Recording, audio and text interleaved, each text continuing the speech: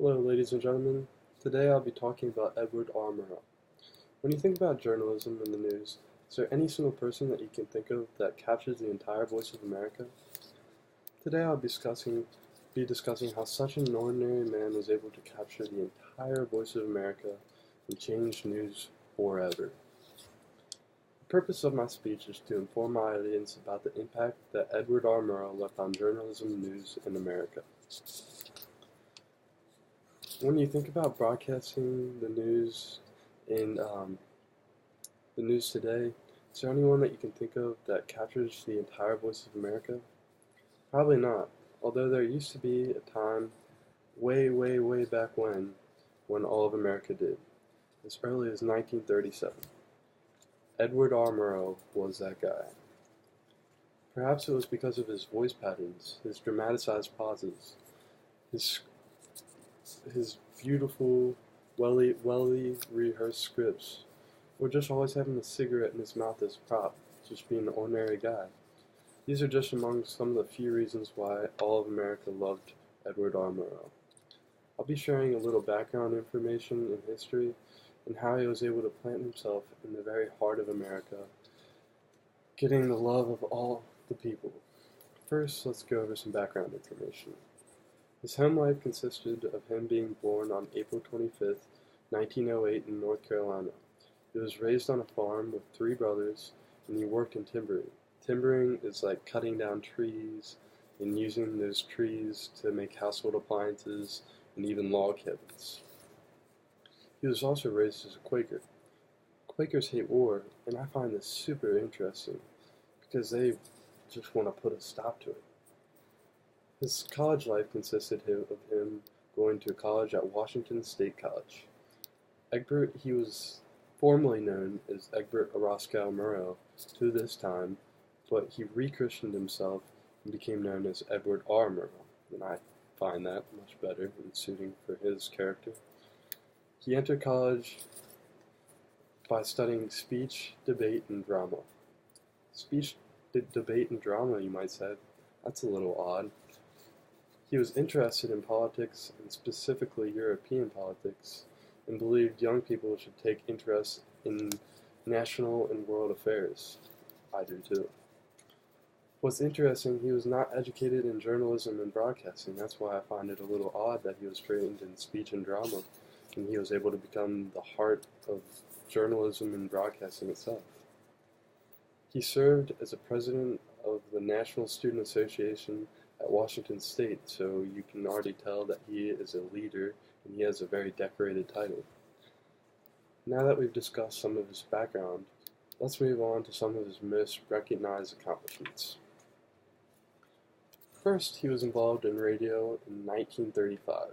He was hired by CBS, and later he became known as the Director of Talks of all CBS. I think that's already a very great title.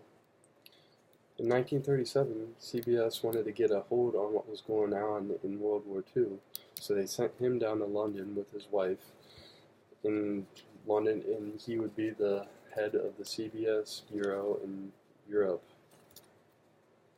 His European staff consisted of one person, and guess who that one person was? Yep, himself. He was sent to Vienna, London, to hire a few other reporters, but when he couldn't find anybody else, he went on an air himself, and guess what? America loved him. That's how the most famous career in broadcast history was started, right from the get-go. Murrow set the bar and left that bar to be the professional standard for all broadcasters and journalists to come. He wanted to make a difference. I find this so compelling because even though he was raised a Quaker, he was still in the heart of the war trying to put a stop to it. This is London, is what he would often say. In the 1940 Blitz of London, Murrow reported live from the rooftops while bombs were exploding all around him.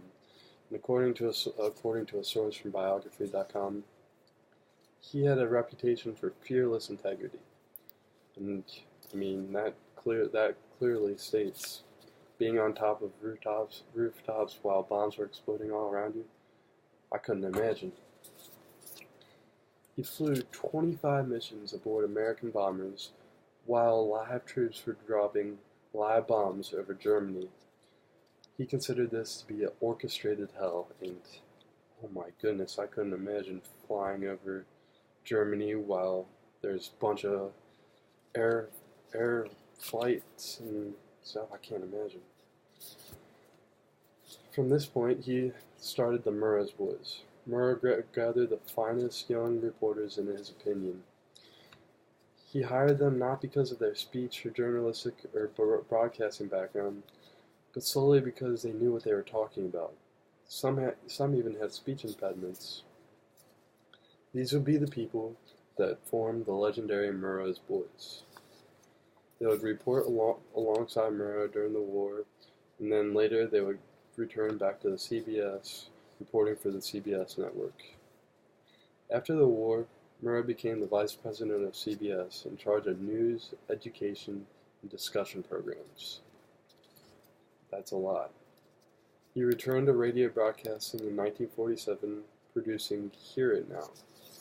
Shortly after Hear It Now, he transitioned to television, which was the buzz of that time.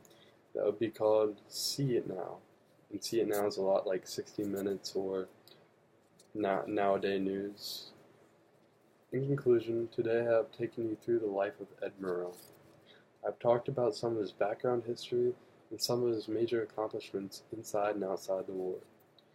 One of my major sources was a YouTube video by Rockman338800 with the title American Master Edward R. Murrah, This Reporter.